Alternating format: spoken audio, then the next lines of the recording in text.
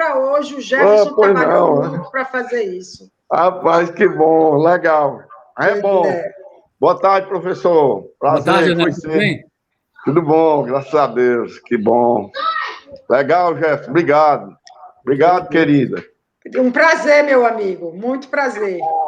Legal. Pronto, Hernani, Jefferson, já abriu?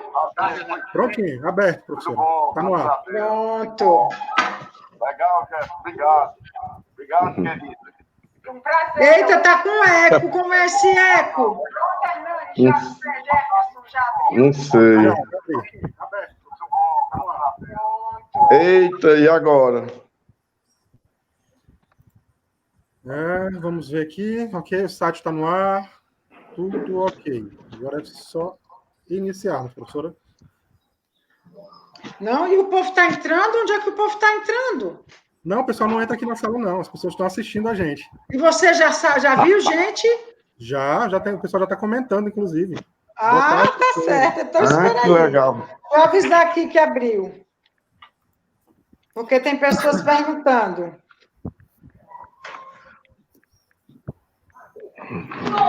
Só um minutinho.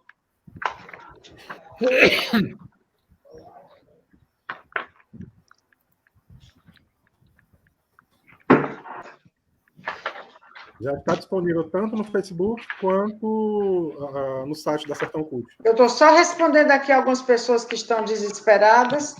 Já tem 60 pessoas assistindo, professor.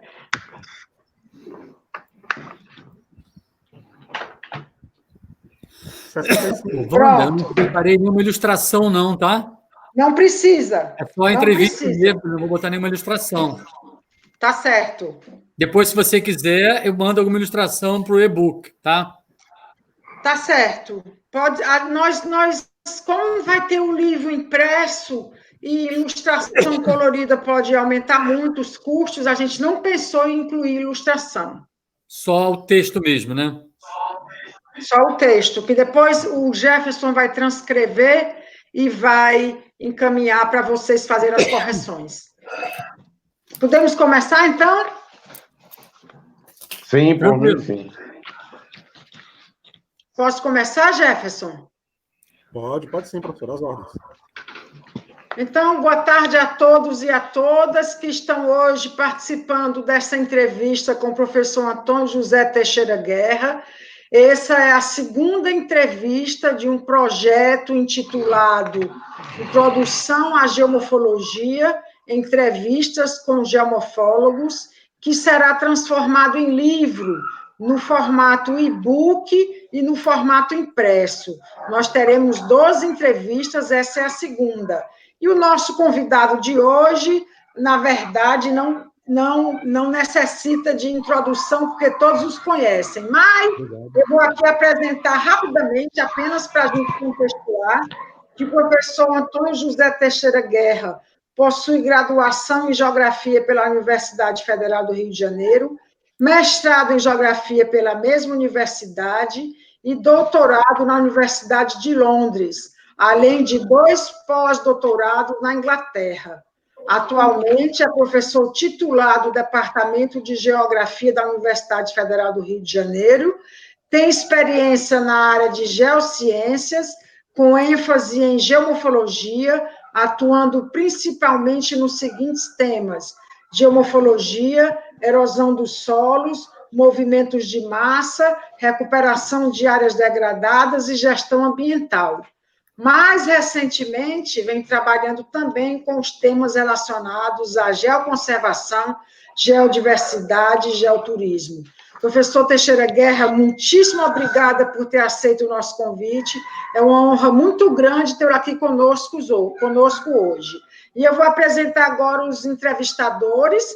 Eu sou uma das entrevistadoras, professora Wanda Claudino Salles, professora aposentada do Departamento de Geografia da UFC e atualmente professora visitante do mestrado acadêmico em Geografia da Universidade Estadual Vale do Acaraú, em Sobral, Ceará. Vai participar dessa entrevista o professor Hernani Cortez Lima, que é graduado em Geografia pela Universidade Federal do Ceará, mestre em Geografia pela Universidade Estadual do Ceará, doutor em Geografia pela Universidade Federal do Ceará e pós-doutor também pela Universidade Federal do Ceará. Atualmente é professor adjunto da Universidade Estadual Vale do Acaraú, tendo experiência na área de geociências, com ênfase em geomorfologia, bacias hidrográficas, meio ambiente, degradação ambiental e planejamento ambiental. Vai nos acompanhar nessa entrevista também o Jefferson Lins. O Jefferson é graduado em jornalismo pela Universidade Federal do Ceará e graduado em História pela Universidade Estadual do Ceará. É mestre em Geografia pela Universidade Estadual Vale do Acaraú. Atualmente é sócio-diretor da editora Sertão Cult e tem experiência na área de comunicação, com ênfase em assessoria de imprensa, produção editorial, atuando principalmente nos temas educação, economia, comunicação, história e saúde, e agora também, com certeza, em geografia. Jefferson, muito obrigada, Hernani, professor Guerra, pela presença. Jefferson, eu passo a palavra para você dar início à nossa atividade de hoje à tarde. Dia Internacional do Meio Ambiente. Nós não temos muito a comemorar, tem muita destruição acontecendo nesse país para a gente celebrar o Dia Internacional do Meio Ambiente com a paixão e o amor que seria possível, mas, de qualquer forma, é uma data memorável, internacionalmente reconhecida, e é com muito prazer que eu participo dessa atividade com vocês nesse dia importante da história mundial do planeta Terra. Jefferson, a palavra é sua. Boa tarde a todos. Muito obrigado, professor, por ter aceito o convite para participar desse projeto. Eu acho uma oportunidade muito interessante para ter esse compartilhamento de sua experiência, né, na área. A gente vê a demanda, né, do público que está acompanhando nesse momento. A gente já chegou a 140 pessoas acompanhando, então isso demonstra o interesse do público na área, né? Lembrando as pessoas que estão acompanhando que essa entrevista, posteriormente, vai gerar um e-book que vai ser distribuído gratuitamente e o livro também vai estar disponível nas plataformas para aquisição no formato físico. Gente, vamos começar, né, para a gente mostrar o que interessa. Inicialmente, professor, se o senhor puder falar um pouco sobre como o senhor começou a sua trajetória acadêmica, como o senhor começou a pesquisa nessa área, eu acho que é um bom início para a nossa entrevista. Muito boa tarde a todos. Gostaria de agradecer a professora Wanda e a equipe de entrevistadores e dar os parabéns pela iniciativa, porque vai ficar um registro histórico, né? Essas entrevistas que vocês organizaram e estão fazendo. Sobre a minha experiência pessoal, na minha trajetória acadêmica, ela, na realidade, começou desde os 10 anos de idade. Vocês poderiam perguntar, mas desde os 10 anos de idade? Sim. Quando eu já fazia trabalho de campo com meu pai, Antônio Teixeira Guerra, com seus alunos da universidade, e bem como também eu frequentava o IBGE e ajudava nos mapas, tabelas, etc. Naquela época a gente pintava os mapas a lápis, não era feito por computador, não. E eu gostava muito de conversar com dois geógrafos, aliás, um geógrafo, outro biogeógrafo, que a maioria de vocês deve conhecer, que são Orlando Valverde, não é? Grande especialista da Amazônia e outros cantos do país, e também o professor Edgar Kuhlmann, biogeógrafo. E isso foi ao longo da minha adolescência toda. Sempre que eu não tinha aula na escola, eu ia para o IBGE para ficar trabalhando com meu pai e minha mãe, porque minha mãe também era geógrafa e trabalhava no IBGE. Depois eu fiz vestibular e entrei para o UFRJ, onde tive a honra de trabalhar durante um ano com a professora Regina Mouzinho, e aprendi muita geomorfologia com ela. O meu curso de geografia foi excelente, e no meu terceiro ano eu fiz entrevista e passei para ser estagiário do IBGE, que foi mais um excelente aprendizado profissional. Quando eu me formei, eu fui contratado como geógrafo no IBGE, e trabalhei durante alguns anos com um geógrafo, um naturalista muito famoso na época, chamado Alfredo José Porto Domingues. com quem aprendi muito, e novamente com o professor Edgar Kuhlmann. Nesse período, eu passei a encontrar todos aqueles geógrafos que eu já conhecia desde os 10 anos de idade. Eu passei depois por processo seletivo, fui contratado como professor colaborador na UFRJ. Quando passei a lecionar na UFRJ, que eu havia feito, né, na universidade que eu havia feito a minha graduação. Depois eu fiz prova para o mestrado da própria UFRJ e desenvolvi a minha dissertação com o professor Jorge Xavier da Silva, conhecido de todos nós, que passei a admirar mais ainda. Não só pela sua competência, mas pela sua generosidade como orientador. E um grande amigo hoje em dia, que nós somos colegas de departamento. Eu, professor titular, e ele, professor emérito do Departamento de Geografia da UFRJ. Em 1986, eu fui aceito no doutorado do King's College London, onde eu fui orientado também por um dos papas da geomorfologia na época, que está vivo até hoje, o professor Dennis Brunsden. E eu fui muito bem recebido na universidade e desenvolvi minha tese sobre erosão de solos, que eu defendi em 1991. Eu retornei ao Brasil, passei a montar estações experimentais, que eu havia montado na minha tese de doutorado na Inglaterra, no princípio em Petrópolis, depois em outros estados brasileiros, onde venho trabalhando até hoje. Em 1997, eu passei um ano fazendo meu primeiro pós-doutorado com John Boardman e David Faves Mortlock, na Universidade de Oxford, que tem excelentes condições de laboratórios, bibliotecas. Foi um ano de muito aprendizado para mim e excelentes contatos. Eu fui em janeiro e voltei em dezembro. Passei exatamente um ano.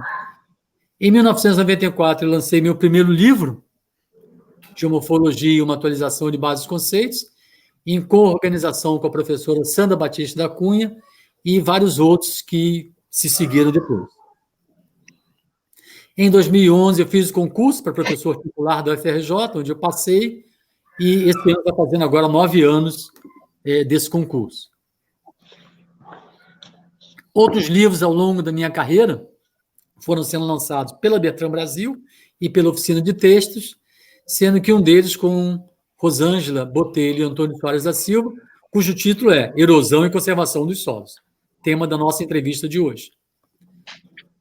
Outros foram lançados com Maria do Carmo Oliveira Jorge, que é minha esposa, que também é geógrafo, com quem tenho publicado vários livros, capítulos e artigos, especialmente os 3 mais recentes, que são Geoturismo, Geodiversidade e Geoconservação, depois Degradação dos Solos no Brasil e Processos Erosivos e Recuperação de Áreas Degradadas, que tem muito a ver com a nossa entrevista. E o mais recente, que foi publicado agora em fevereiro de 2020, com as professoras Cristiane Cardoso, da Universidade Federal Rural do Rio de Janeiro, e a doutoranda Michele Souza da Silva, da UERJ. O título é Geografia e os Riscos Socioambientais.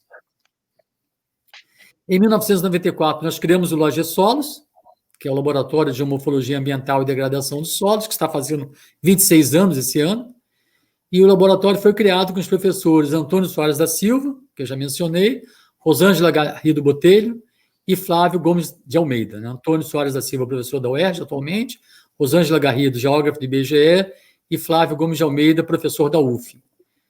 Em 2015, eu voltei à Inglaterra para fazer o meu segundo pós-doutorado, dessa vez com o professor Michael Augustine Fullan, com quem tenho escrito diversos artigos, e durante esse pós-doc eu escrevi o livro Erosão dos Solos e Movimentos de Massa, Abordagens Geográficas. E o Mike fez o prefácio para mim. Eu pude fazer, então, um resgate de toda a minha carreira até aquele momento e apresentar o estado da arte em erosão de solos até 2015. O livro saiu publicado em 2016. Então, só para resumir, ao longo da minha carreira acadêmica, foram, ao todo, quase 100 orientações, incluindo monografia, dissertações e teses de doutorado. Eu organizei e coorganizei 23 livros, publiquei mais de 100 artigos em periódicos nacionais e internacionais, todos com referee. Foram muitas bancas, palestras, webinários, congressos, viagens nacionais e internacionais. Eu realmente não tenho o que reclamar. Sou pesquisador 1A do CNPq desde 1995, onde já fui membro do comitê assessor alguns anos atrás. E agora tenho a felicidade de estar sendo entrevistado por vocês, que é uma honra para mim. Professor Guerra, que coisa maravilhosa, que beleza de percurso. Poucos são os geógrafos no mundo que podem mostrar um background tão excelente, maravilhoso, longo e Te agradeço. produtivo quanto o seu. Muito obrigada por nos presentear com essa revisão da sua vida acadêmica. E agora, se você me permite, eu entro no tópico específico da nossa entrevista, que é o tema erosão de encostas. Fale um pouco sobre a erosão de encostas, como você poderia conceituá-la? Olha a minha cara de felicidade aqui. Tudo que eu queria, entendeu? Minha vida tem sido muito dedicada a isso, você sabe, Wanda. E agora, durante essa pandemia, eu continuo trabalhando, acho que vocês também, talvez até mais do que normalmente, né? Estando em contato constantemente com graduandos, mestrandos, doutorandos, pessoal do Lagessolos, né? Nós não estamos parados, não. É um tema bem vasto, né? Bem amplo, difícil de conceituar em poucas palavras, né? Vou tentar ser o mais sucinto possível para não ficar muito extensa a entrevista. Só para vocês terem uma ideia, existem vários cursos de graduação e pós-graduação no Brasil e no mundo que retratam esse tema. Um curso inteiro para retratar esse tema. Eu, na UFRJ, dou um curso para a graduação, chamado Erodibilidade dos Solos, e um na pós-graduação, chamado Processos Erosivos nas Encostas, que é o tema aqui da nossa entrevista. Existem vários outros colegas pelo país que também lecionam cursos como esse e no mundo todo. Então, vou tentar resumir aqui em poucas palavras algo que a gente vê num curso inteiro. Mas, na realidade, tudo começa com o splash, né, que eu tenho a impressão que foi o saudoso Antônio Cristofoletti que fez a feliz tradução por erosão por salpicamento. Não tenho certeza, mas acho que foi ele que fez essa tradução. Cristofoletti gostava muito de traduzir termos em inglês para o português, né? E destaca, então, né, o splash, ele destaca as partículas, né, e vão sendo, então, transportados pela água. Aqui eu vou dar uma ênfase justamente à erosão hídrica, porque é o tema que eu venho desenvolvendo esses anos todos. Não vou falar de erosão fluvial, erosão eólica, etc. Vou falar de erosão hídrica. E essa pode ser explicada, então, essa remoção do solo, que vai sendo gradativamente, né, à medida que a força de cisalhamento é maior do que a resistência ao cisalhamento. E, nesse caso, então, como eu disse, eu estou me referindo à erosão hídrica, isso de uma forma bem genérica. É preciso que haja algumas condições, como, por exemplo, declividade, mas essa declividade não precisa ser muito alta, com 3 graus já é suficiente para a água escoar. É preciso que hajam chuvas concentradas ou então continuadas, né, para que haja, então, um encharcamento do solo. Pouca ou nenhuma cobertura vegetal, para que haja erosão acelerada. A textura, se for uma textura de areia fina e siltosa, facilita mais ainda o processo. Alta densidade do solo, ou densidade aparente, como era usado até algum tempo atrás. Consequentemente, baixa porosidade. Então, esses elementos combinados entre si vão ajudar bastante no processo erosivo, que eu pretendo detalhar mais adiante nessa entrevista. Não sei se vocês conhecem, mas eu gostaria de destacar um livro aqui, um excelente livro, que quem trabalha com encosta deveria ler, chamado Hill Slope Materials and Processes. É do Selby, de 1993. Tem 27 anos e é um livro ainda bastante atual. Ele retrata muito bem a erosão dos solos e os movimentos de massa, que são processos que acontecem nas encostas, né? E eu indico, então, a quem está nesse campo aí. Não é um livro muito fácil de achar, não. Está esgotado, né? Mas quem puder, recapitulando, Hill Slope Materials and Processes, do Selby, de 1993, um autor americano. E eu queria aproveitar para destacar também vários pesquisadores que abordam muito bem esse tema, em nível nacional e internacional, e vou citar apenas alguns aqui. Em nível nacional, começando lá pelo norte, professor Fábio Sabá, da UFAM, depois indo lá para o sul, professor Roberto Verdun, da URGS, Marcelo de Oliveira, da Universidade Federal de Santa Catarina, Antônio Soares da Silva, que eu já falei antes, da UERJ, Rosângela Botelho, do IBGE, Aloysio Granato, da Embrapa. A Embrapa tem excelentes pesquisadores que trabalham também com erosão de solos, a Dorel Albuquerque, da UFAM, Fernando Bezerra, da Universidade Estadual do Maranhão, Antônio Carlos de Barros Correia, que vai ser o próximo entrevistado, e Oswaldo Girão, da UFPE, Simone Ribeiro, da URCA, né, nossa grande amiga, que organizou o Sinagel de 2018, lá no Crato, Hugo Loureiro, do Lagesolos, da UFRJ, citando apenas alguns. Em termos internacionais, existem muitos também.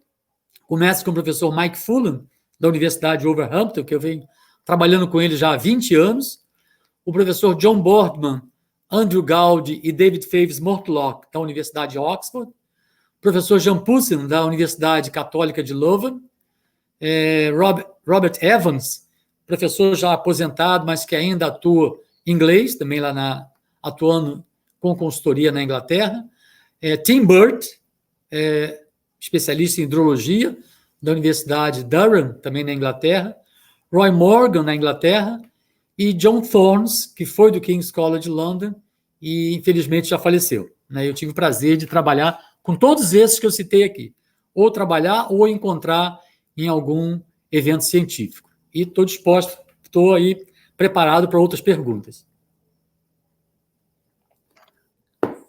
Hernani. Primeiro, eu gostaria de agradecer a professora Wanda e o Jefferson pelas suas palavras. Na verdade, a Wanda hoje está no nosso mestrado e tem contribuído bastante, né, com seus conhecimentos, com suas publicações, né, com a sua experiência, né, com suas aulas, né. E o nosso mestrado ele tem como área de concentração a organização, produção e gestão do território no semiárido, com 2 linhas de pesquisa. A primeira, análise ambiental e estudos integrais da natureza, e a segunda, dinâmica territorial, campo e cidade. Então é isso. E gostaria também de saudar ao professor, fico muito honrado, professor, em conhecê-lo agora, né, através da telinha, e poder participar dessa entrevista tão importante, que eu e meus alunos pesquisamos seus livros, né? Obrigado. Isso é uma grande satisfação para mim, tá certo, professor? Muito obrigado. E continuando, eu gostaria de saber, professor, você já falou um dos principais motivos aí a respeito da erosão das encostas, que é o splash. Aí eu queria saber quais são os principais agentes responsáveis por essa erosão de encosta. Tá, te agradeço, Hernani, a pergunta. E, no caso presente, né, como eu estou tratando da erosão pluvial, erosão hídrica, a água é imprescindível. Né? Começo por ela, então. Então, as chuvas que nós colocamos como erosividade, né, elas podem cair de forma concentrada, né, ou então, e consequentemente seria em pouco tempo, ou então de forma pouco intensa, mas continuada, que vai ser suficiente para encharcar o solo e, consequentemente, ter a capacidade, então, de começar a transportar partículas. As propriedades químicas e físicas que determinam a erodibilidade, né? E nós podemos destacar alguma delas, no caso, a textura, a densidade do solo, que, como eu disse antes, algumas pessoas ainda chamam de densidade aparente, a porosidade, o teor de matéria orgânica, a estabilidade dos agregados, né? O pH, a cobertura vegetal e o uso e o manejo do solo. Né? Esse último pode acelerar ou pode retardar o processo erosivo, dependendo de como o solo seja manejado. A declividade também é um fator importante, porque se for 0 não vai haver erosão, não é? Mas volto a chamar a atenção que com 3 graus de declividade já é suficiente para que haja escoamento superficial e, consequentemente, perda de água e solo numa encosta. Destacando, então, o manejo inadequado, Hernani, se nós tivermos queimadas, falta de práticas conservacionistas, isso vai ser um papel importante na aceleração dos processos erosivos e, infelizmente, ainda acontece bastante no Brasil. Mas, por outro lado, o cultivo direto ele pode reverter esse quadro, na medida que a palha que sobra da colheita anterior ela vai proteger o solo contra a ação do splash, como você falou antes, né? E, ao mesmo tempo, vai incorporar matéria orgânica ao solo. E algumas pessoas chamam esse cultivo direto de sequestro de carbono. Quando você queima, você joga carbono para a atmosfera, e quando você faz o cultivo direto, você está incorporando, introduzindo carbono ao solo. Espero que esteja satisfeito com essa resposta aí.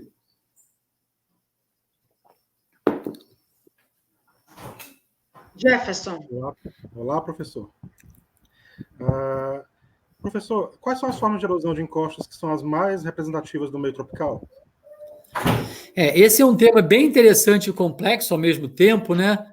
E eu diria assim, não só em meio tropical, mas também no meio temperado, né? Onde eu fiz o meu doutorado e meus 2 pós-doutorados e conheço bem a Europa do ponto de vista de erosão, né? E, para mim, as principais formas de erosão, né, já são bastante reconhecidas na literatura nacional e internacional, são a erosão em lençol, que em inglês é a sheet erosion, a erosão em ravinas, que é rill erosion, e a erosão em vossorock, que é gully erosion. E o pessoal da Universidade de Leuven, na Universidade Católica de Leuven, na Bélgica, coordenado pelo professor Jan Poulsen, eles criaram ainda uma outra categoria, que é menos conhecida, e que eles chamaram de ephemeral gully, que seria a vossorock efêmera. Então, segundo esses pesquisadores, eles chamaram de vossorock efêmera porque ela é muito larga e é pouco profunda, e no ano seguinte ela pode surgir no local muito próximo onde ela aconteceu no ano anterior. Como ela é pouco profunda, geralmente tem 20, 30, 40 centímetros de profundidade, ela é facilmente obliterada pelas máquinas agrícolas, mas como nas áreas onde elas acontecem muitas vezes não existem práticas conservacionistas, como cultivo em terracetes, ou em terraço, ou em curva de nível, e aí, consequentemente, no ano seguinte, surge novamente outra vossorock efêmera, não necessariamente no mesmo ponto que aquela anterior tinha acontecido. Em várias conversas que eu tive com produtores rurais, tanto na Bélgica como na Inglaterra, eles dizem o seguinte: a gente não investe muito em práticas conservacionistas porque iria gastar muito dinheiro e aquela visão bem imediatista, capitalista, então se a gente gastar muito dinheiro, o nosso lucro vai ser menor.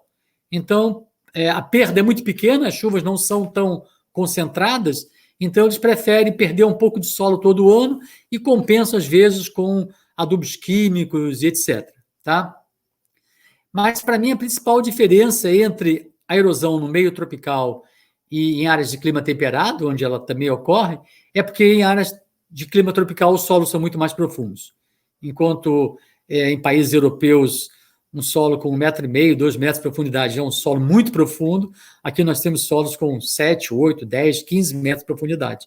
Então, essa é a diferença básica que eu vejo.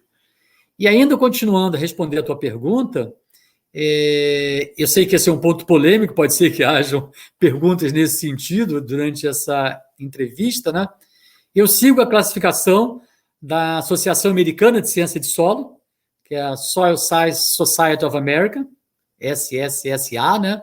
E essa classificação eles colocam um limite entre a ravina e vossoroca como até 0,5 metro de largura e até 0,5 metro de profundidade seria uma ravina. A partir disso aí seria uma vossoroca, né? Eu sei que no Brasil existem colegas que seguem outra classificação, né? Eu sigo essa, né? E a gente pode debater depois, se alguém quiser, durante as perguntas, né? Então, para mim, o processo, né, ele pode se dar através do escoamento superficial, né? Ele se inicia, então, com erosão em lençol, ou chamada erosão laminar também, que é a sheet erosion, que eu falei. Ela pode evoluir para a ravina, e se ela continuar se aprofundando e se alargando, ela pode evoluir para uma vossoroca. Mas ela também pode ocorrer pelo escoamento subsuperficial, né? E aí ele vai formar dutos, né, que na literatura internacional são os pipes, né? E se houver uma coalescência desses dutos, pode haver o colapso do teto, que está acima desses dutos, e haver, então, com o colapso desse teto, resultar, então, numa vossoroca. Em períodos de chuva, geralmente a água pode escoar no fundo da vossoroca, né, por essa concepção que eu adoto e coloco nos meus artigos, livros, etc., né? Ou então, às vezes, ela pode atingir o lençol freático. E aí passa a correr água praticamente o ano inteiro. Alguns autores colocam até que pode dar origem a um canal de primeira ordem, quando ela atinge o lençol freático. Só para dar a dimensão para vocês, né, para quem trabalha com isso aí, né, vive isso aí muito no seu dia a dia, no seu cotidiano, existe a cada 3 anos um simpósio internacional chamado International Symposium Gully Erosion. É um simpósio internacional por erosão por vossorocas, né? Nos primeiros, eles botavam também And Climate Change, eu não sei se hoje em dia também está com essa terminologia. Mas, pelo menos, Simpósio Internacional de Erosão por Vossorocas, o primeiro foi em Leuven, na Bélgica, em 2000, na Universidade Católica de Leuven, né? Organizado pelo professor Jan Poesen, que eu já falei antes, que é um dos grandes nomes internacionais em erosão de solos, né? Eu participei desse primeiro. O segundo foi em Chengdu, na China, que eu participei também. Depois foi em Oxford, mas não na Inglaterra, Oxford, nos Estados Unidos. Eu me lembro que quando eu estava para ir para Oxford, nos Estados Unidos, falei, deixa eu pesquisar como é que está o tempo lá. Eu encontrei 15 cidades chamadas Oxford nos Estados Unidos, né? Eu não sei se é falta de criatividade ou o que é, mas tinham 15 cidades. Eu tive que localizar qual era a cidade que eu estava indo. E a quarta que eu participei também, que foi em Pamplona, na Espanha, tá? Depois dessa, aconteceram também esse simpósio na Polônia, nos Estados Unidos. Esse ano seria agora em agosto, na Austrália, e eu tenho quase certeza que eles já devem ter adiado, né? Por que eu estou chamando a atenção desse simpósio, né? Por que eu chamei a atenção? Porque a conceituação adotada nesse simpósio, para Ravina e Vossorok, é a conceituação que eu coloquei alguns minutos atrás, né? Que é a conceituação adotada pela Associação Americana de Ciência do Solo. Eu gostaria de aproveitar também essa entrevista para destacar, existem dezenas, mas eu gostaria de destacar alguns periódicos que tratam dessa temática, não especificamente, mas também dessa temática de erosão e encosto, que são a Catena, a Geomorphology, a Earth Surface Processes and Landforms, a Pedosphere e a Soil Science Society of America Journal, que é da Associação Americana de Ciência do Solo. E também, nesses periódicos, né, os artigos que saem sobre erosão de solos, eles também adotam essa classificação que eu coloquei aqui para vocês. E estou preparado para a próxima pergunta. Quanta informação, é impressionante como o senhor guarda tantos dados aí. Eu tive que resumir, Wanda. A prática faz isso. Eu aproveito, então, esse seu gancho de ciência para trazer a questão para a atualidade. Eu gostaria de lhe perguntar qual a importância do estudo das formas de erosão de encosta para a sociedade e para a produção do conhecimento científico.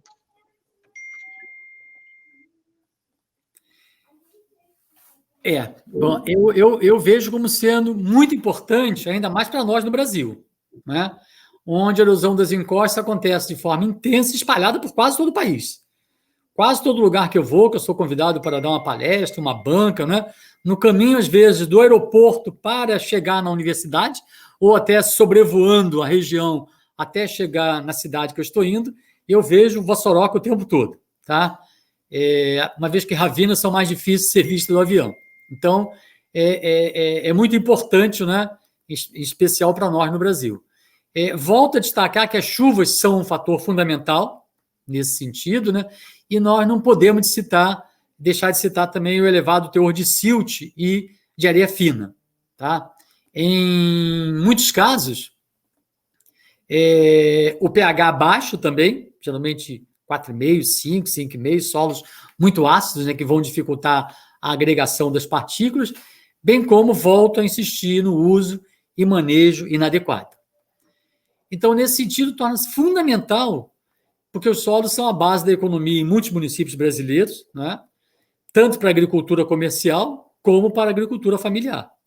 Em especial, mais ainda para a agricultura familiar, porque não tem toda a infraestrutura, toda a possibilidade de acesso à consultoria, né, para poder praticar a agricultura sem danificar muito o seu solo, né? E isso possibilita o sustento de milhões de famílias no Brasil, tanto a agricultura familiar como a agricultura comercial, menos, né, porque são menos famílias praticando aí o agrobusiness, né? E, a meu ver, as universidades, juntamente com a Embrapa, têm dado uma grande contribuição através de projetos de pesquisa, né, para conhecer melhor as potencialidades e os riscos dos solos brasileiros. E eu gostaria novamente de destacar a Embrapa, que tem feito mapas que são importantes nesse sentido. Não só mapas de risco, de potencialidades, mas mapas de classificação de solos, que a gente sabe que são mapas demorados e caros de serem feitos, né? A gente tem que valorizar o trabalho da Embrapa nesse sentido. Nós, na universidade, fazemos poucos mapas de classificação de solos e, quando fazemos, são para áreas muito específicas, são mapas muito caros que demandam equipes grandes, e a Embrapa tem uma prática nisso aí, especialmente a Embrapa Solos, ao lado ali do Jardim Botânico, no Rio de Janeiro. É importante destacar a quantidade de monografias, excelentes monografias espalhadas pelo país, dissertações, teses de doutorado nessa temática, né, e que atestam bem a importância desse tema. Não poderia deixar de destacar diversos livros, capítulos e artigos em periódicos nacionais e internacionais sobre a erosão das encostas, são também uma forma de demonstração da importância do tema na produção científica e, consequentemente, para a sociedade, né? É importante a gente destacar também aqui o SINAGEL, que é o Simpósio Nacional de Geomorfologia, e o Simpósio Brasileiro de Geografia Física Aplicada, que tem abordado centenas e centenas de trabalhos sobre a erosão das encostas, mostrando, então, o avanço da produção científica no Brasil. Volto a chamar a atenção aqui, minha gente, do International Symposium on Gully Erosion, que eu já citei antes, né, que é uma prova da importância do tema, que reúne pesquisadores de diversos países de todos os continentes. Sempre existe, nas 4 edições que eu fui, sempre existiam alguns brasileiros participando. Nesse sentido, gostaria também de chamar a atenção, tive o prazer e a felicidade de participar do projeto Boraços, que foi financiado pela União Europeia, que reuniu pesquisadores de 10 países, incluindo o Brasil, países europeus. Destacando aqui, então, foram a Inglaterra, da onde o Mike Fullan foi o coordenador da Universidade de Wolverhampton, a Hungria, a Bélgica e a Lituânia, países africanos, Gâmbia e África do Sul, e países asiáticos, que foram o Vietnã, a China e a Tailândia. Foram 10 países, né? E esse projeto transcorreu entre 2006 e 2009, e as vossorocas foram monitoradas e algumas delas recuperadas nesses 10 países. Cada um usando as suas metodologias, mas o importante era reverter para as comunidades locais, né, os ganhos desse estudo e dessa recuperação, e usando fibras vegetais. Né? Para vocês terem uma ideia da importância, na época, a União Europeia disponibilizou para esses 10 países, não foi dividido de uma forma equilibrada, alguns ganharam um pouco mais, outros um pouco menos, mas foi, na época, 1.500.000 euros. Né? Nós, aqui no Brasil, ficamos na média, conseguimos 150 mil euros para esse projeto. Né? Foi importante porque esse dinheiro era utilizado para montagem de laboratórios, para viagens, de 6 em 6 meses, todos os grupos se reuniam em algum dos países para discutir o que tinha avançado nos 6 meses anteriores, o que pretendiam para os 6 meses posteriores, e trocas de experiência também, né? A compra de material de consumo, a compra de computadores, a compra de equipamentos de campo, né? Todos nós que trabalhamos nessa temática sabemos que tudo custa muito, né? E tudo foi muito controlado depois. Tivemos que contratar uma empresa de auditoria para auditar todas as nossas contas, né? Relatórios, trabalhos publicados, né? E eles sempre diziam: a gente quer ver o trabalho acadêmico, né? O pessoal da União Europeia, né? Mas a gente quer ver também a recuperação de áreas degradadas, a gente quer ver pessoas sendo bem atendidas nesses países por esse projeto. A gente não quer ver apenas trabalhos acadêmicos, e a gente conseguiu recuperar uma vossoroca em São Luís, onde nós desenvolvemos nosso projeto. Em São Luís, nós monitoramos 10 vossorocas na época usando aquele método da estaca ainda. Hoje em dia, a gente está usando os drones, né? É muito mais rápido, muito mais eficiente, né? Mas naquela época nós não tínhamos, né? Estou falando aí 2006, minha gente, 14 anos atrás, entre 2006 e 2009, né, entre 14 e 11 anos atrás. Então, era colocar as estacas ao redor das estacas, ao redor da borda da vossoroca, puxar a trena, né, um trabalho demorado, mas que hoje em dia tem gente ainda usando e funciona perfeitamente bem, a um custo infinitamente menor do que um drone, por exemplo, né? E a gente conseguiu, então, além disso, em termos acadêmicos, foram 2 teses de doutorados defendidas, uma no programa de pós-graduação em Geografia, onde eu trabalho, na UFRJ, foi o Fernando, depois eu vou falar, que atualmente é professor da UEMA, não é? A outra no programa de pós-graduação em Geologia, foi o Rafael, Fernando Bezerra, e depois o Rafael Sattler, na Geologia, na UFRJ, né? Foram várias dissertações de mestrado, foram várias monografias que também foram defendidas ao longo desses 3, acabou sendo quase 4 anos de projeto. Nós conseguimos recuperar uma vossoroca no bairro de Sacavém, um bairro periférico lá de São Luís, usando fibra de buriti, né, que o pessoal aí do Nordeste e da Amazônia conhece bem, né, o buriti. Né, a ideia justamente do projeto, na primeira reunião que nós tivemos em Wolverhampton, era cada país usar as fibras vegetais disponíveis no país. O nome do projeto Boraços se dá porque uma das pessoas que incentivou esse projeto era de Gâmbia, e Gâmbia tem uma espécie vegetal, né, de uma palmeira, que chama-se Boraços. Né? Então, daí o nome Projeto Boraços. Né? E lá em São Luís, então, nós recuperamos uma vossoroca, e que foi parte, então, da tese de doutorado do Fernando Bezerra, que hoje é professor da Universidade Estadual do Maranhão. Está respondido, espero. Professor, dando sequência, eu gostaria de saber de que forma a erosão de encostas se coloca diante do quadro atual de mudanças climáticas. Tá.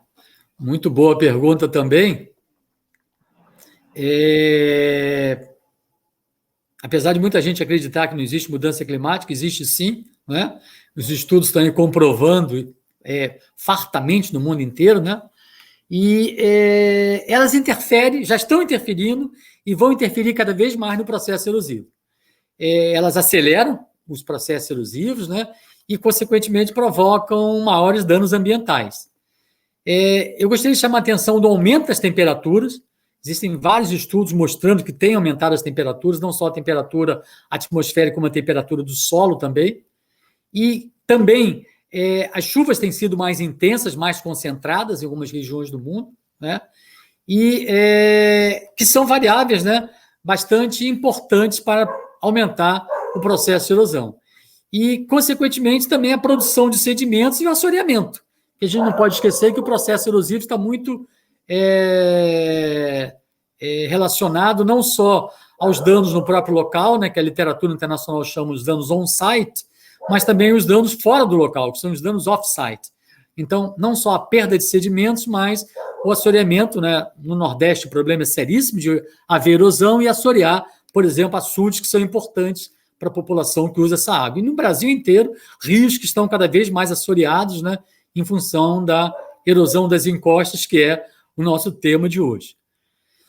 Existem estudos, então, que provam que estudos na Inglaterra, no Reino Unido de modo geral, que se a temperatura aumentar 1 grau apenas, parece pouco, né, no Reino Unido, isso vai possibilitar o plantio de milho em terras que não é possível plantar hoje em dia, em terras mais ao norte, em direção à Escócia, que já é mais montanhoso também.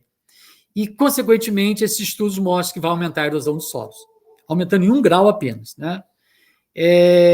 Essas áreas atualmente não possibilitam a produção de milho. Né? Vocês poderiam dizer, mas aí vai poder produzir milho, né? Mas vai produzir milho a um custo de erosão muito alta, a não ser que eles passem a adotar práticas conservacionistas, porque adotam muito pouco, fazem muita agricultura morro acima. Tá? Então, sem adotar, não existe praticamente cultivo direto, muito pouca agricultura em terraceamento ou em curva de nível. Né? Então, a continuarem as técnicas agrícolas de hoje em dia, se a temperatura aumentar 1 grau no Reino Unido, certamente esses estudos modelos apontam que a quantidade de erosão vai aumentar bastante. Né? Estou dando só o exemplo do milho, mas outras culturas poderiam ser praticadas também. Esses modelos também têm mostrado que tem havido um aumento da seca prolongada, não é? Que é um outro fator que pode provocar o aumento da erosão dos solos, porque vai diminuir a cobertura vegetal, não é? E acarretando, então, maior erosão dos solos. E, por ocasião das chuvas, né, essas áreas com menor cobertura vegetal vão perder mais solo e vai aumentar o assoreamento nas áreas situadas mais a jusante e vai empobrecer aqueles solos que são utilizados pela agricultura. É um processo, minha gente, que o agricultor não consegue perceber. Pode ser 5, 6, 10, 15 anos. Quando ele vê, ele já não está conseguindo mais produzir nada ali. E o assoreamento é um processo muito lento também. Raramente a mídia coloca em primeira página de jornal que está vendo assoreamento de rios. Coloca se for um grande deslizamento e morrerem 100 ou 200 pessoas. Mas o assoreamento, que é um processo muito mais gradual, a mídia não dá muito destaque a isso aí, né? Mas nós, como cientistas, temos que dar destaque, porque a quantidade e qualidade de água está diminuindo com o assoreamento. Porque não vai só o solo, vão também os produtos químicos defensivos agrícolas utilizados na agricultura, que vão se depositando conjuntamente o solo, né? A gente tem que chamar a atenção que essa menor cobertura vegetal, ela também faz diminuir a produção de matéria orgânica, que é um fator agregador. A matéria orgânica, o humus, ela auxilia na estabilidade dos agregados, que, consequentemente, auxiliam também a reduzir o efeito do splash, que eu falei lá no começo, o efeito do impacto da gota de chuva no solo. Então, se você reduz o teor de matéria orgânica, você reduz a estabilidade dos solos, tá? E essa estabilidade é importante porque ela dá uma maior resistência ao impacto dessas gotas de chuva. Espero que tenha respondido. Professor, quando a gente fala nos estudos sobre a erosão das vertentes, o senhor considera que houve um avanço consistente dos estudos que eram feitos nos anos 80 para os dias de hoje? Muito boa a sua pergunta.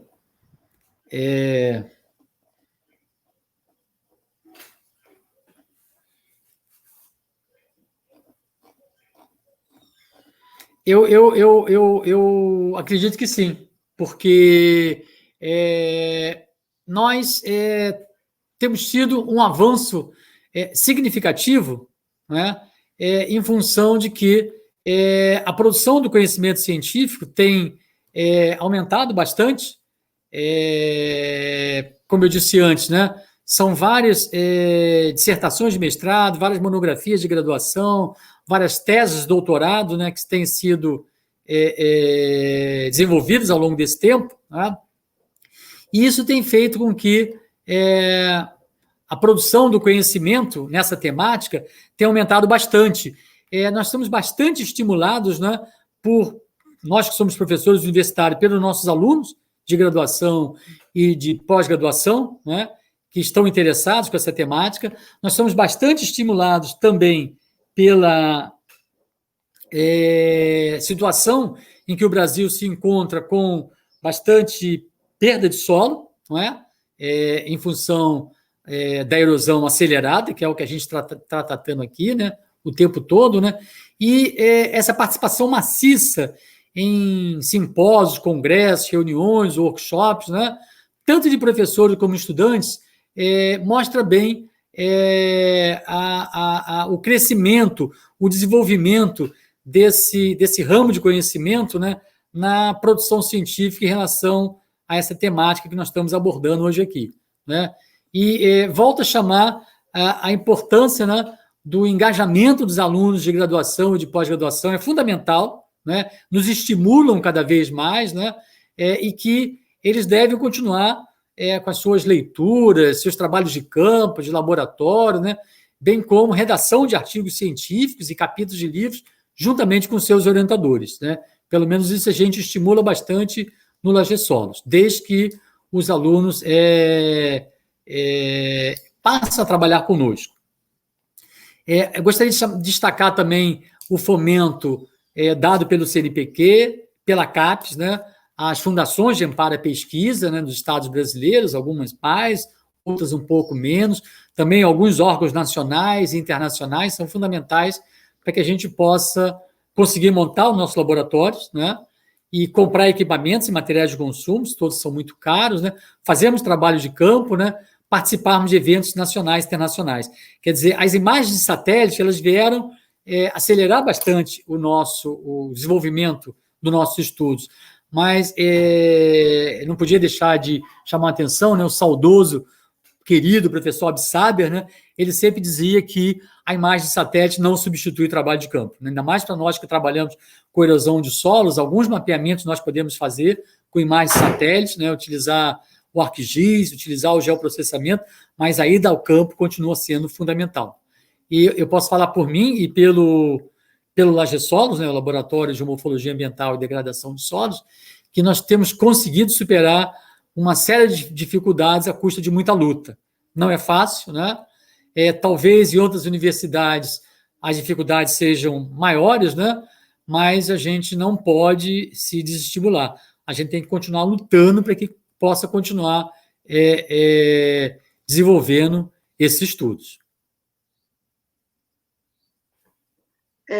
Então, professor Guerra, aproveitando essa deixa, ele pergunta: quais são realmente as principais dificuldades enfrentadas para a produção do conhecimento na temática erosão de encostas? Eu diria que eu não sou de ficar chorando e dizer que não tem recurso, né? Porque se não tiver, a gente tem que usar nessa criatividade. É claro que a falta de recursos, poucos recursos, né, se comparados com os Estados Unidos, com os países europeus, né, por mais que eles tenham dificuldades também, né, as dificuldades que eles têm não se comparam às nossas dificuldades. Não tem a dificuldade de infraestrutura, a questão da segurança, né, segurança nossa nas universidades onde nós trabalhamos, né, o caminho para as universidades, né, ou dentro das universidades mesmo, nossa segurança em trabalho de campo, né, esse problema praticamente não existe nos países europeus, né, então essa é uma dificuldade que a gente tem, especialmente quem trabalha com erosão urbana, não é, porque erosão de encosta nas cidades, né, é uma dificuldade, né, fazer monitoramentos em áreas urbanas, né, mas isso, no meu caso, né, tem sido, e eu tenho procurado passar isso nos lugares onde eu dou palestra, e nessa entrevista aqui hoje, estou procurando passar também, e para o pessoal que trabalha comigo no LageSolos, primeiros alunos da UFRJ, da graduação e da pós-graduação, que não dá para a gente só ficar chorando e não fazer nada em função disso aí. Né? Senão você fica sentado num banquinho, fica vendo a banda passar, a banda passou e você não fez nada. Procurar alternativas. Como eu disse, hoje nós temos o drone. Não estamos mais monitorando com estacas. Antigamente nós não tínhamos o drone. Então nós fazíamos estaca, ainda conseguia numa serraria, uma madeira mais barata para poder colocar no campo, né? E medíamos e conseguimos, né? Vários estudos que nós fizemos da recuperação de Vossorox no Maranhão, todos eles foram feitos com essas estacas, né? E tem gente ainda utilizando bastante. Então, quer dizer, as dificuldades, eu diria que elas existem, dificuldades de infraestrutura, especialmente nas universidades brasileiras, se nós compararmos com universidades dos Estados Unidos, do Canadá, da Europa, algumas universidades asiáticas, mas eles ficam impressionados quando nós vamos, quando eu digo nós, né, eu e vários colegas da UFRJ e de várias outras universidades brasileiras, né, como quando nós nos encontramos no Simpósio Internacional de Geomorfologia em Paris, alguns anos atrás, né? E outro simpósio, o GULI, o Simpósio de Erosão por Vossorox, e outros simpósios internacionais, ou quando eles vêm aqui também nos visitar, eles ficam impressionados com a qualidade dos trabalhos que nós produzimos. Então, isso, para mim, não é uma desculpa de produzir trabalho de baixa qualidade, porque aí que a gente tem que usar mais a nossa criatividade, né? Quem ganha um salário mínimo, minha gente, tem que usar a criatividade para poder chegar no final do mês, né? Então, a gente tem que usar a nossa criatividade para conseguir produzir ciência, né? E não, apesar de eles existirem, né?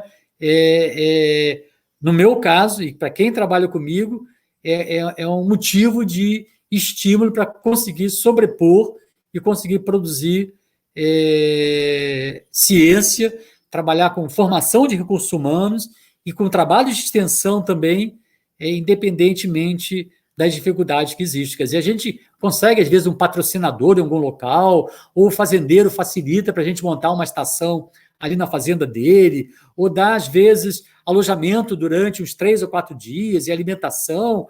Então, quer dizer, você consegue também, né, dando um jeitinho brasileiro, conseguir superar e, independentemente disso, conseguir produzir trabalho de qualidade. O que é mais difícil, né, e quem está assistindo já deve ter passado por experiências desse tipo, é com a violência urbana. Eu fui um exemplo disso. Hoje são 5 de junho, né? Daqui a 10 dias, dia 15 de junho, eu vou comemorar meu 2º aniversário, porque foi no dia 15 de junho de 2018 que eu sofri o que eu sofri lá em São Luís. Né? Então, e nem por isso deixei de voltar a São Luís, já voltei 3 vezes. Né? Não vou ficar com medo e ficar dentro de casa. Né? Então, isso realmente para mim, é a maior dificuldade, porque o resto a gente consegue sobrepor. Com saúde, um pouquinho de dinheiro só já é suficiente para a gente conseguir produzir trabalhos de qualidade. Espero que eu tenha respondido aí. Professor, dando continuidade, o que o senhor aconselharia para um pesquisador iniciante nesse campo erosão de encostas? Pergunta muito boa, né? É interessante porque, assim, o que eu gostaria de destacar logo nesse início tem que ter muita dedicação, né? Tem que ter muita garra e tem que ter muita determinação. Né?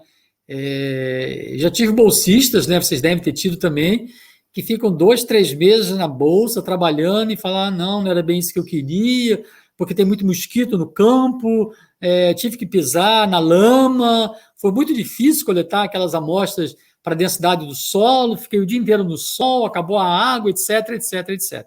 Tá? Então, a dedicação, a garra, a determinação são fundamentais, mas não é só isso. Né? Se eu posso dar mais algum conselho, é estudar, ler, participar de trabalhos de campo, né? Trabalhos de laboratório também. Eu já tive um bolsista que uma vez falou assim, eu faço qualquer coisa menos trabalho de laboratório. Eu falei, como é que você quer trabalhar com erosão de solo sem trabalhar em laboratório? Ficou mais uma semana e acabou saindo. Né? Você tem que se dedicar muito a tudo. Você pode até gostar mais de uma coisa ou de outra, mas você não pode dizer que não vai fazer trabalho de laboratório. Né? Então, participar de reuniões científicas, né? Participar de seminários, né? Nós, no Lagesolos, temos seminários pelo menos uma vez por mês, né? Com os membros do Lagesolos, às vezes convidamos pessoas de fora para apresentar seminários para a gente também, e eu gostaria de destacar e estudar. Isso é que eu faço até hoje, minha gente, eu estudo todos os dias, raramente um dia que eu não estude. Tá? Então, estudar muito mesmo. Tá? E o que eu poderia ainda colocar como um conselho, como uma dica, né? Pelo menos assim, pela minha experiência de vida, que quanto mais nós estudamos, no meu caso, eu vejo que falta muita coisa. Né? Novas teorias são criadas, novas técnicas e metodologias também são criadas, né? Novos conceitos são criados, né? E muitos deles podem ser criados por vocês, né? Se é que já não estão criando. Né? Mas o meu principal conselho que eu gostaria de deixar para vocês hoje aqui é que, além da competência nesse campo específico, que é o campo da nossa entrevista, ou em qualquer outro, é que vocês sejam generosos e solidários. Né? Não só no campo acadêmico, mas na vida pessoal de cada um de vocês. É isso que eu procuro passar para quem trabalha comigo e para os meus filhos, inclusive para a Maju, que tem 10 anos de idade. Gostaria de deixar um grande abraço a todos vocês, agradecer à professora Wanda e aos meus entrevistadores também, sua equipe, né? E a todos vocês que estão hoje conosco aqui. Muito obrigado. Professor Guerra, que coisa maravilhosa, que pessoa inspiradora você Obrigado. é, tão generosa e tão competente, é uma maravilha poder estar participando desse momento e ver essa divisão de tudo que você fez com a gente nessa 1 hora que a gente conversou. E se você me permite, eu gostaria de solicitar espaço para perguntas do público. É um prazer. Muito obrigada. Jefferson, você pode gerenciar essa parte, já que você é o nosso anfitrião? Sem problema. Inclusive, já tem algumas perguntas que foram feitas no chat. Já vou começar a repassar, tá bom? O professor Joelson Caco falou da ocupação das áreas costeiras. Ele quer seja pelas... Deixa eu tentar colocar na tela, que eu acho que fica melhor. Quer seja pelas populações segregadas ou pelo capital, além dos riscos, acelera os processos erosivos. Como a academia pode contribuir para diminuir essa prática? Pode repetir a pergunta, por favor? Me distrair um pouquinho. Pronto. A ocupação das áreas costeiras, quer seja pelas populações segregadas ou pelo capital, além dos riscos, aceleram os processos erosivos. Como a academia pode contribuir para diminuir essa prática? É muito interessante a pergunta, apesar de não ser a minha área específica, né? É mais ligada à geomorfologia costeira, essa aí, né? Mas também nós, enquanto geógrafos, temos que saber lidar com esse tipo de questão, né? Uma delas é a gente conseguir fazer chegar mais. Eu acho que nós fazemos chegar pouco ainda os nossos conhecimentos às comunidades, né? Que são as que mais sofrem, como eu trabalho mais com encostas, né? Encostas rurais e urbanas, nas encostas urbanas, com os movimentos de massa, provocam mortes, nas encostas rurais, a perda de nutrientes, a perda de solo, então, a diminuição do rendimento, da produtividade agrícola, né? Mas nas áreas costeiras, né, a gente tem tido bastante problemas sérios, né? Ao longo do litoral brasileiro todo, em alguns um pouco mais e outros um pouco menos, né? As pesquisas que são feitas nas universidades, elas procuram justamente entender essa dinâmica, né? Infelizmente, a grande maioria das prefeituras raramente entra em contato com as universidades, porque fazem aquelas obras a toque de caixa, põe lá muro de arrimo, muro de gabião, né? No Ceará, que eu conheço razoavelmente bem, Vana, tem ali em Fortaleza, tem aqueles molhos enormes que eles colocam, né? Aí contém erosão num lado, acelera a erosão no outro, né? Enfim, quando você consegue trabalhar em conjunto com o pessoal da universidade, né? Professores, doutorandos, mestrandos, graduandos, né? E atuando em conjunto com a Defesa Civil, atuando em conjunto com as municipalidades, esse conhecimento que está disponível e que a gente tem que ter a capacidade de conseguir também decodificar, porque se for uma tese, houve um problema de erosão numa determinada cidade, na área costeira, eu entrego minha tese de doutorado, está aí, resolve tudo. Não resolve, porque aquela linguagem é uma linguagem, às vezes, muito hermética, em que os técnicos da prefeitura, o pessoal da Defesa Civil, não vai conseguir entender muito bem.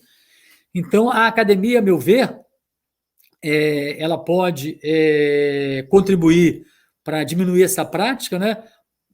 Tentando se chegar mais às prefeituras, o que não é difícil, né? Desculpem, o que não é fácil, né? Porque as prefeituras muitas vezes não estão muito interessadas em resolver o problema que elas têm ali naquele momento, né?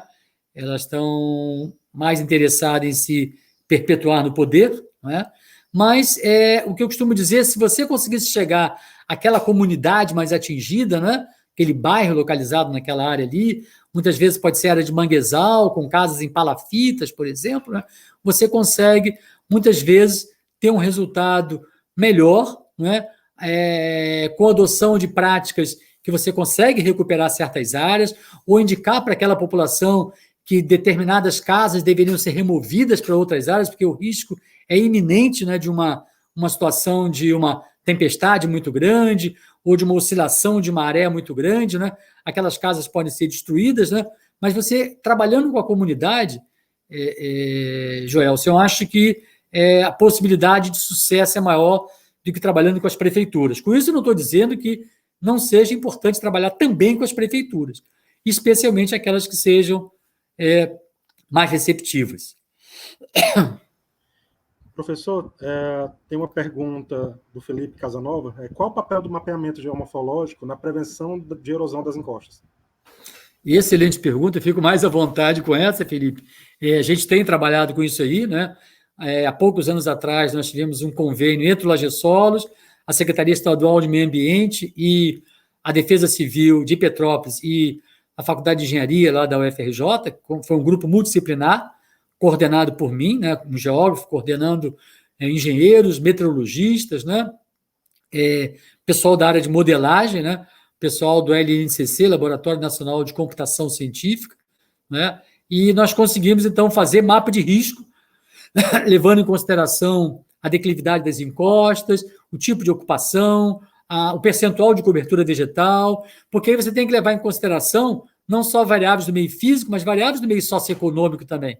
Levar em consideração também a presença ou não de rede de esgoto, levar em consideração também a presença de galerias pluviais, desculpem, a presença de ruas calçadas.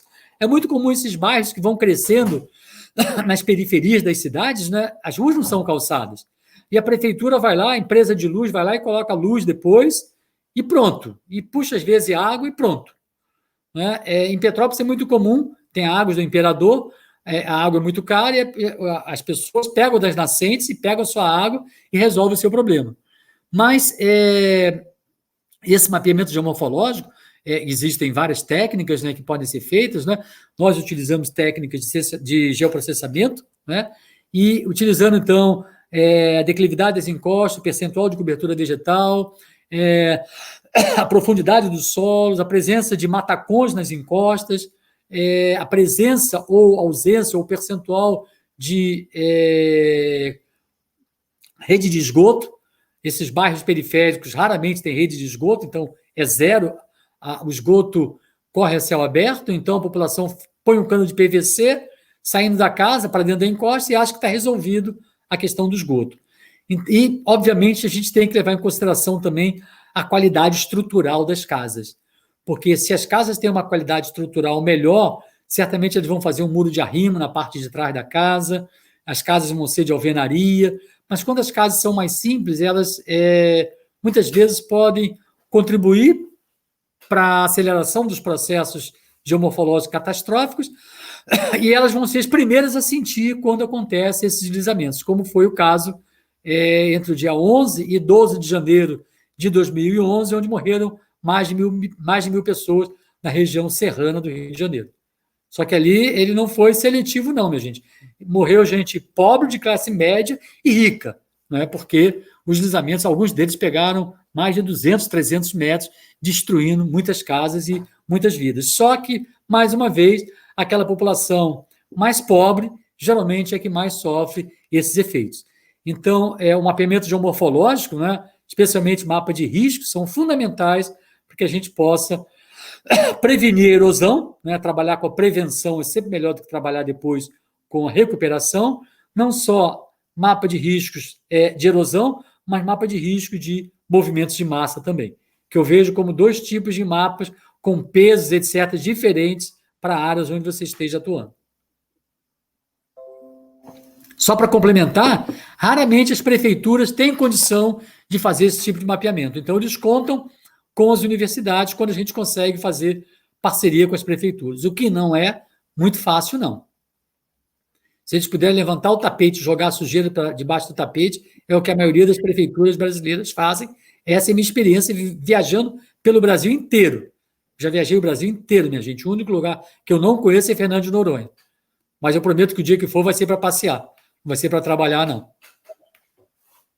Mas a trabalho eu já viajei o Brasil inteiro. Então, a minha experiência é essa. E, geralmente, a pior parte da viagem é quando tem contato com a prefeitura. Você foi convidado aqui para uma reunião com a prefeitura. Não é uma coisa que eu goste muito, não, entendeu?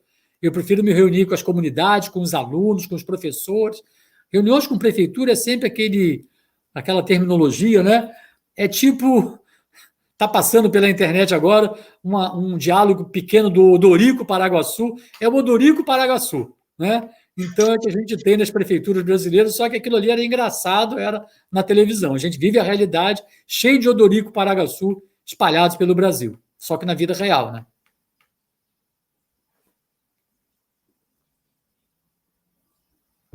Professora Wanda, você tem alguma pergunta que você recebeu?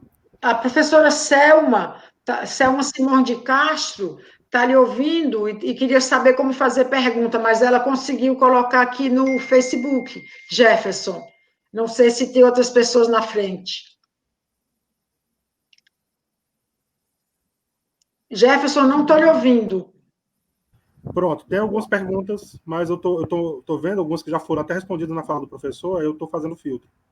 Certo? Vou passar para... Primeiro ela fez um comentário, a professora. Professora Selma Simões de Castro fez um comentário. Tem Isso. 2 comentários. Pode ir, Jefferson.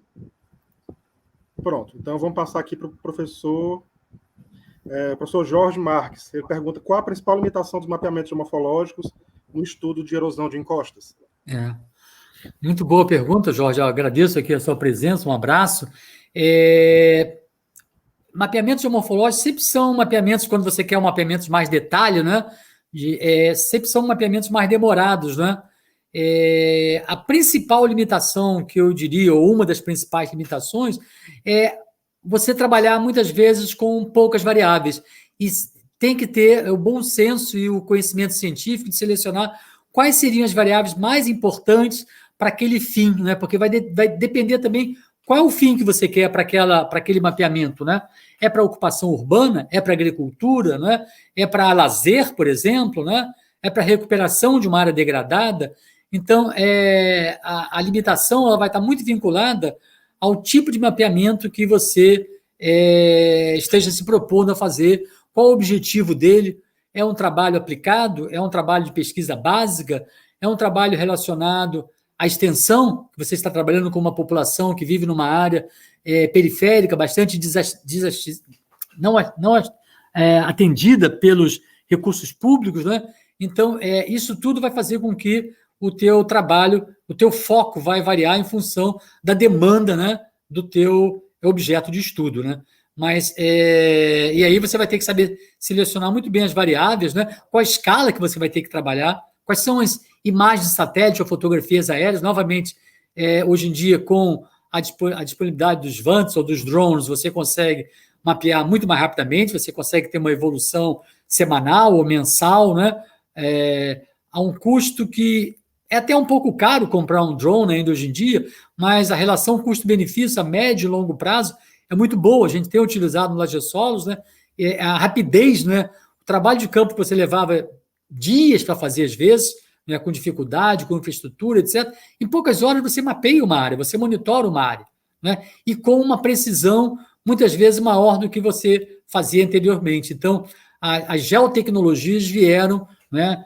As técnicas de geoprocessamento, né? Os VANTs, né? Os lasers, scanners, né? Vieram facilitar bastante a nossa vida, mas não são muito baratos, né? E, novamente, a gente tem que tomar cuidado com a questão de violência, se você pode perder ou não aquele equipamento. Então, dá um pouco de medo quando você usa esse equipamento. Eu tenho um doutorando na FRJ, ele é geógrafo da Secretaria Municipal de Meio Ambiente de Niterói, geógrafo concursado, ele fez mestrado e agora está fazendo doutorado. Ele trabalha com nascentes lá em Niterói. E eles iam usar o drone para sobrevoar a favela. E a prefeitura, e a Secretaria Municipal de Meio Ambiente só tem aquele drone. E eles estavam com medo do pessoal metralhar o drone quando estivesse vendo sobrevoando ali. Então, eles foram explicar antes, não tinha nada a ver com a polícia, né? Porque eles iam perder aquele drone ali. E aí eles conseguiram fazer o sobrevoo que eles queriam, né? Mas a que ponto que a gente chegou, né, minha gente? Então, a gente não pode descartar isso que a gente vive no país há algum tempo, né? Mas, novamente, não é para desestimular, não é para deixar de fazer. Senão a gente fica dentro de casa, não sai nem de casa, né? Mas a gente tem que estar ciente disso aí. Professor, agora a fala da professora Selma Simões de Castro. Primeiro, ela parabeniza pela sua fala e gostaria de fazer 2 comentários. O primeiro é que também temos no Brasil o Simpósio Nacional de Controle de Erosão, que costuma ser bianual e já está com mais de 10 edições. O segundo comentário é que, apesar de você seguir outra classificação no livro, Erosão e Conservação do Solo, há capítulos de colegas que seguem outras e você deixou. Aí ela termina parabenizando o senhor. Te mando um grandíssimo abraço, Selma Simões de Castro, né? Já conheço de longas datas. Escreveu o capítulo de micromorfologia de solos no livro que eu organizei com o Antônio e Rosângela. Tivemos a grata satisfação de nos encontrar lá no Crato, naquele hotel muito simpático, né? E no Sinagel de 2018, né? Certamente iríamos nos encontrar agora no Sinagel de Juiz de Fora, né? Primeiro, em relação ao simpósio de controle de erosão, já nos encontramos em alguns, desculpa, esquecimento mesmo, é tanta coisa, né? Fantástico esse simpósio de controle de erosão. Gostaria de destacar um que eu fui em Bauru, alguns anos atrás, né? A Rosângela e o Antônio estavam comigo nesse simpósio, né? Em que os painéis eram colados ainda, as fotos eram coladas individualmente, não havia impressora para fazer do jeito que a gente faz hoje em dia. Então, minha culpa, minha máxima culpa, deveria ter destacado o simpósio de controle de erosão. Não é?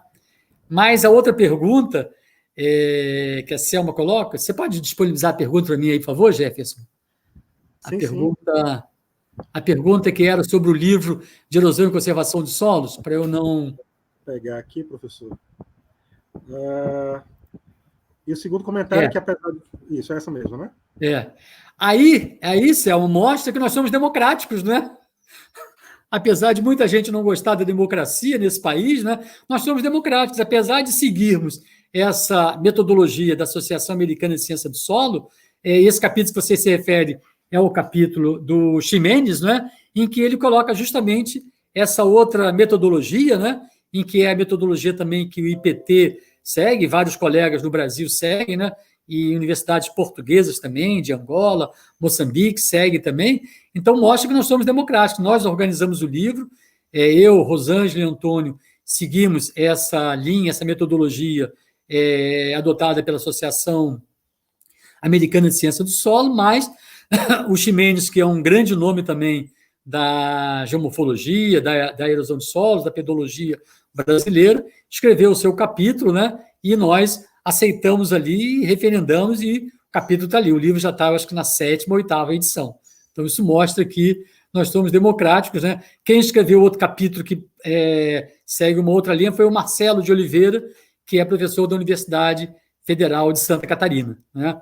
Então, apresentando para a comunidade possibilidades de se abordar o tema erosão de solos, que logo no começo eu disse, é um tema muito complexo, né? E torna-se muito interessante em função disso, né? Não é tão simples, né? E, ao mesmo tempo, é desafiador, né? E nós aceitamos posições de outras correntes que não sejam aquela que a gente adota. Espero que eu tenha te respondido, Selma. Um grande abraço mais uma vez. Sim, Jefferson. Perfeito, Guerra. O pessoal que está assistindo na fanpágina da editora Sertão Cult está sem condição de fazer perguntas, porque não tem um espaço para isso, não é, Jefferson? Isso na página, né? Na fanpage. Então, eu estou recebendo perguntas aqui no meu e-mail, no meu WhatsApp. O Márcio Balbino, da Universidade Federal da Paraíba, encaminhou uma pergunta, mas acho que teve problema. Márcio, por favor, encaminhe de novo. E outras pessoas que quiserem encaminhar, acho que vai ter que passar por Facebook mesmo, né, Jefferson?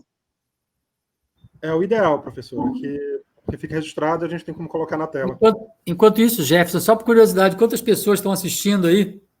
Nesse momento, 185, mas chegou a 230. 230 pessoas. Opa, sejam bem-vindos. Maravilha, Guerra, você é a estrela. Que isso.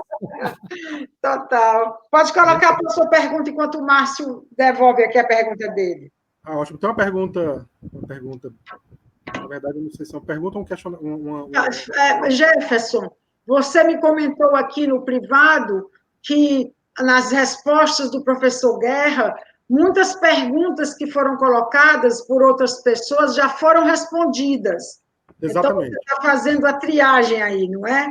Então, aqueles que não tiverem a pergunta rebatida aqui no live, pode ser considerado agraciado, porque já foi respondido em meio a outras perguntas. O professor falou muito bem sobre o uso de drones, ele já, de certa forma, contemplou a pergunta da Simone Ribeiro e do Luciane Almeida. Ambos perguntaram sobre essa questão do uso de drones. Grande abraço, Simone. O professor Henrique... Esse mundo acadêmico é bem pequenininho. A Simone foi minha mestranda há alguns aninhos atrás. Eu sou crato. Que maravilha. O professor Henrique Gutierrez pergunta, pela sua vivência no Rio de Janeiro, qual a situação da inserção dos geógrafos na Defesa Civil no município do Rio de Janeiro e também nos outros estados, e como aumentar a presença desses profissionais nesses órgãos. Muito interessante, Henrique. Obrigado pela tua pergunta. Um grande abraço para você também.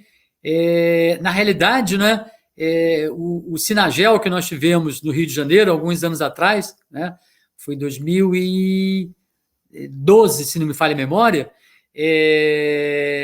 tinha não só o pessoal da Defesa Civil do Rio de Janeiro, como o pessoal do Corpo de Bombeiros, são nossos aliados ali, o pessoal do CEMADEM também. Então, cada vez mais, não só a universidade, mas como geógrafos formados pela UFRJ, pela UF, pela UERJ, né, pela Rural, né, têm participado cada vez mais, às vezes abrem concursos públicos, né, ou trabalham como voluntários, muitas vezes. Então, a inserção de geógrafos na Defesa Civil tem sido cada vez maior. Na época em que eu tinha mais projetos de pesquisa em Petrópolis, nós atuávamos em conjunto com a Defesa Civil de Petrópolis, né? Aquele mapeamento de riscos que eu disse que nós fizemos para o município de Petrópolis foi em conjunto com a Defesa Civil. Eles conhecem melhor do que ninguém a realidade do município, mas muitas vezes falta uma metodologia, um conhecimento técnico-científico mais apurado e até tempo, né? Porque eles estão apagando incêndio o tempo todo. Em uma cidade como Petrópolis, né? Eu me lembro a primeira vez que eu conversei com o secretário de obras de Petrópolis, quando eu cheguei do meu doutorado e queria trabalhar em algum município e decidi que seria Petrópolis, né? Conversei com o secretário de Planejamento na época, Planejamento e Obras, era uma secretaria só, e fui muito bem recebido. Ele também era professor da COP na UFRJ, então tinha uma participação acadêmica, então ficava mais fácil de participar. E eu me lembro que ele falou assim: professor, aqui em Petrópolis, quando a gente fala em risco, é só alto e médio, tem muito pouco baixo risco, né? A grande maioria dos riscos são altos e médios. Então, a população sofre muito com isso aí. E justamente a receptividade foi incrível ali, quando ele soube que nós éramos geógrafos. Eu estava com um grupo de alunos da geografia, né? E a partir daí a gente ficou alguns anos trabalhando em conjunto com a prefeitura. Depois eles criaram a Secretaria de Meio Ambiente e a Defesa Civil sempre foram aliados nossos em trabalhos que dizem respeito a riscos de deslizamentos e de enchentes também, né? Porque algumas pessoas morrem pelas enchentes que acontecem, né? Nas áreas de convergência de fluxos ao longo dos vales fluviais. O risco de enchente é sempre muito alto, e nas encostas de maior declividade, de uma ocupação mais desordenada, o risco de deslizamentos, né? O mais recente, assim, que eu me lembre, foi em 2013, 7 anos atrás, quando nós havíamos apresentado para a prefeitura o mapa de risco resultante do convênio entre o Lagesolos, o pessoal da Faculdade de Engenharia da UFRJ, a Defesa Civil e o Laboratório Nacional de Computação Científica de Petrópolis, a área que nós tínhamos apontado como área de altíssimo risco de deslizamento, e a nossa recomendação era a remoção daquela população ali. Nada foi feito e 35 pessoas morreram em abril de 2013. Né? E aí tinha acabado de entrar um prefeito novo, o repórter da Globo entrevistou o prefeito anterior, disse que tinha encaminhado os mapas, relatórios para o prefeito atual. E o prefeito atual disse que não tinha recebido os mapas, relatórios do prefeito anterior. Aí ficou por isso mesmo, e 35 pessoas morreram numa situação que poderia não ter havido morte nenhuma se a prefeitura tivesse seguido a nossa recomendação. O pessoal da Defesa Civil, não sei como é que eles fazem para conseguir trabalhar, porque eles têm um mapa de risco mental na cabeça deles. Eles nem precisam usar geoprocessamento, não. Eles sabem quais são as áreas que vão sofrer mais deslizamentos, mais enchentes. A gente só fica ali para mapear e para dar um dado mais técnico, científico, quantitativo para eles e delimitar as áreas de maior e de risco médio, né? Certo, perfeito. Nós temos aqui a pergunta do Márcio Balbino, da Universidade Federal do Rio Grande do Norte, e tem a pergunta do professor Oswaldo Girão, Jefferson, para você colocar aí também, certo? Okay. Professor Guerra, o Márcio está perguntando se você pode falar sobre os efeitos da erosão de encostas no semiárido. O pessoal sempre me pega nessa aí mesmo. Eu tenho que viajar para o semiárido para conhecer melhor o semiárido. Assim, eu já fiz algumas viagens, né? Antes de mais nada, queria mandar um grande abraço para o Márcio Balbino, pessoa que eu tenho mantido bastante. Começa a formar novas amizades durante essa pandemia, o Márcio é um deles, né? Dá os parabéns pelo trabalho que ele vem desenvolvendo, né? Não é uma área que eu conheça muito, já fiz alguns trabalhos de campo, um deles com o Antônio Carlos, e o Oswaldo estava presente também. Mando um grande abraço para o Oswaldo também, foi meu doutorando no UFRJ, professor da UFPE, né? Eu já estive em várias bancas, a mais recente foi agora, há poucos meses atrás, né? A convite dele, né? Em relação ao semiárido, eu quero conhecer mais, assim, eu conheço mais de leituras e de algumas viagens de campo. Assim, o que eu conheço, né, assim, de viagem de campo e de leitura, é que o problema mais sério, se é que a gente pode chamar um problema, porque faz parte da evolução do relevo, é que os solos são muito rasos e as chuvas são muito concentradas, né? Então, essas chuvas muito... E a cobertura vegetal muito pequena. Então, numa área em que as chuvas são muito concentradas, às vezes em 30, 40, 50 dias chove 300, 400 milímetros, né? E os solos têm pouca cobertura vegetal, né? E os solos são rasos, na maioria das vezes, se você não cuidar bem desse solo, e muitas vezes a população precisa, com a pouca cobertura vegetal, ainda pegar um pouco de lenha para poder cozinhar ou para poder fazer alguma cerca da sua propriedade rural e diminui mais ainda a cobertura vegetal nessa área. Então, se tudo correr bem, né, após passar essa pandemia, pretendo fazer mais trabalho de campo, entrar em contato com vocês que trabalham nessas áreas aí e passar a conhecer um pouco melhor. A Simone lembrou, numa das lives que aconteceram, né, eu fiz um trabalho de campo, foi quando eu a conheci, Simone Ribeiro, e que nós viajamos pelo Vale do Rio Piranhas-Açu, no Rio Grande do Norte, né, em que é uma área semiárida, e fiquei impressionado com as vossorocas que eu vi ali. São vossorocas muito pouco profundas, não são muito largas, e rapidamente a maioria delas já atinge o substrato rochoso, né? Mas é um desafio, né? O processo geomorfológico tem características diferentes de vossorocas que se abrem, por exemplo, no Planalto Central brasileiro, Mato Grosso, Goiás, ou Tocantins, por exemplo, o Mato Grosso do Sul, né? Onde os solos são muito mais profundos, onde as chuvas, você tem uma estação chuvosa que vai geralmente de outubro a março, abril, outra estação seca ou de estiagem que vai de abril até setembro, mais ou menos, né? Mas você tem uma cobertura vegetal mais densa no cerrado, no cerradão, né? E você tem solos mais profundos. Enquanto que no semiárido, solos são muito rasos, as chuvas são muito concentradas, né? E a cobertura vegetal, que eu falei durante a entrevista, e que vocês sabem bem disso, protege bastante contra a erosão, tem áreas que você tem 10, 15, 20% de cobertura vegetal. A proteção é muito pequena nessa circunstância, né? Existem modelos que dizem que até 30% de cobertura vegetal não dá uma proteção muito significativa. A proteção começa a ser significativa a partir dos 30%. Você imagina uma área com 10, 15 ou 20% e que a população precisa cortar aquela pouca vegetação que existe ali por uma questão de sobrevivência.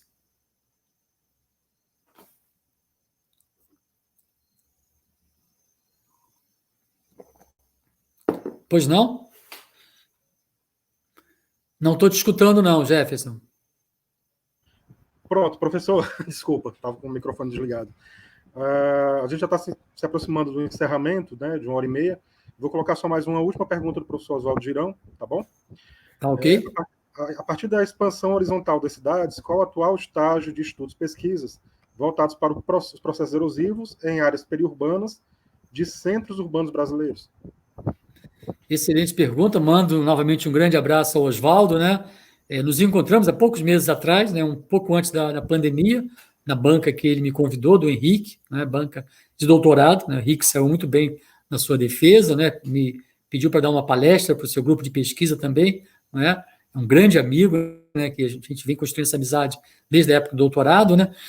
Muito do trabalho que a gente vem fazendo, Oswaldo, é justamente nessas áreas, em termos de geomorfologia urbana, nessas áreas periurbanas, né, onde você não tem uma urbanização muito consolidada, o poder público também não dá uma atenção muito grande, né, e, consequentemente, é onde você tem ruas, a maioria das ruas não são calçadas, você muitas vezes não tem rede de esgoto, você não tem galerias pluviais, não é?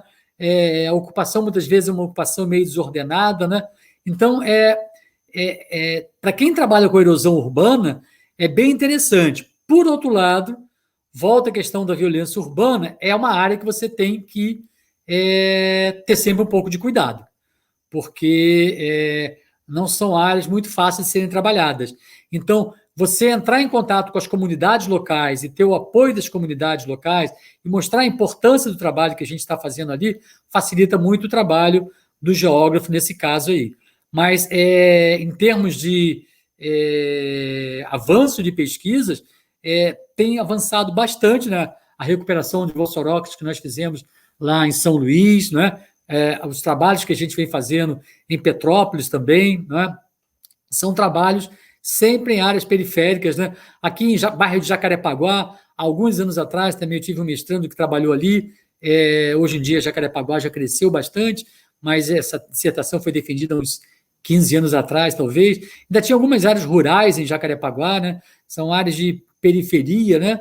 E que há uma desatenção, muitas vezes, por parte do poder público em relação a uma urbanização mais adequada, mais consolidada. E aí, consequentemente, nós conseguimos atender, né, a essa população, especialmente se a gente consegue entrar em contato com essas comunidades, né, mostrando a importância do nosso trabalho, mostrando alguns mapeamentos, mostrando o que pode ser feito, novamente, com poucos recursos ou não contando com recurso nenhum por parte do poder público. Os recursos são mesmo por parte da comunidade que vive naquela área ali. E, novamente, tendo que utilizar bastante a nossa criatividade. Então, é uma perspectiva de avanço, de crescimento, e tenho certeza que vários colegas aí que estão assistindo, alunos, mestrandos, doutorandos, têm passado por isso aí. E você também, né, Oswaldo? Na tua tese de doutorado, a gente trabalhou em áreas periféricas, né, em que a gente via os problemas sérios que estavam acontecendo ali, e todo ano, quando chove, algumas pessoas morrem nessas áreas aí, né? Aí mais por movimentos gravitacionais, movimentos de massa, né, que não deixa de ser um processo morfológico acelerado e que causa também perda de vidas e de danos materiais. Certo. Então, professor Guerra, nós vamos, demais presentes, nós temos que chegar ao fim dessa atividade, porque a entrevista vai ser transcrita e vai se transformar em capítulo de livro, e a gente tem limite na transcrição, não podemos passar, infelizmente, 3 horas conversando para fazer a transcrição depois no capítulo. Então, eu vou pedir 1000 desculpas àqueles colegas, geógrafos, professores e professoras, alunos e alunas que fizeram perguntas, são várias ainda, mas, infelizmente, nós não vamos ter condições de encaminhar a continuidade dessa discussão. Então, eu tenho certeza que em outras oportunidades o professor Guerra, que é uma das pessoas mais acessíveis que eu já conheci, Obrigado, uma estrela acessível, as estrelas normalmente não são acessíveis, ele é. Não sou estrela não, Wanda. Estrela de primeira grandeza, professor. Isso. Eu realmente quero encerrar lhe agradecendo, dizendo que eu estou completamente encantada pela sua performance. Obrigado. A gente não tinha tido a oportunidade até então de ficar tanto tempo junto, trocando ideias, e eu fiquei absolutamente maravilhada, não só pela sua competência, que eu já conhecia, mas pela sua acessibilidade, pela generosidade, pela abertura e pela qualidade de pessoa humana que você é. Obrigado. Parabéns e muito obrigada por engrandecer essa nossa atividade com a editora Sertão Cult. Eu vou passar a palavra para você e para os demais integrantes da entrevista para encerrar essa atividade. Agradeço a todos os presentes. Convido vocês para participarem amanhã da entrevista com o professor Antônio Carlos Antônio Carlos Barros Correia, da Universidade Federal de Pernambuco. A entrevista será feita com a presença do professor Saulo Vital, da Universidade Federal do Rio Grande do Norte, com a presença do Jefferson e a minha também. Se iniciará provavelmente através desse mesmo canal, mas mais tarde, amanhã nós confirmaremos, também às 16 horas. Meu abraço para todo mundo, muito obrigada e até a próxima vez. Hernani, eu passo a palavra para você, depois você passa para o Jefferson e a gente deixa a palavra final para o professor Guerra encerrar. Ok. Professor, faço das palavras da professora Wanda as minhas também, viu? Fiquei muito honrado de participar dessa entrevista com o senhor, maravilhoso, aprendi muito, viu?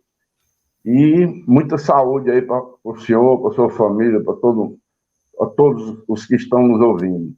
Muito obrigado e esperamos uma próxima, que seja breve.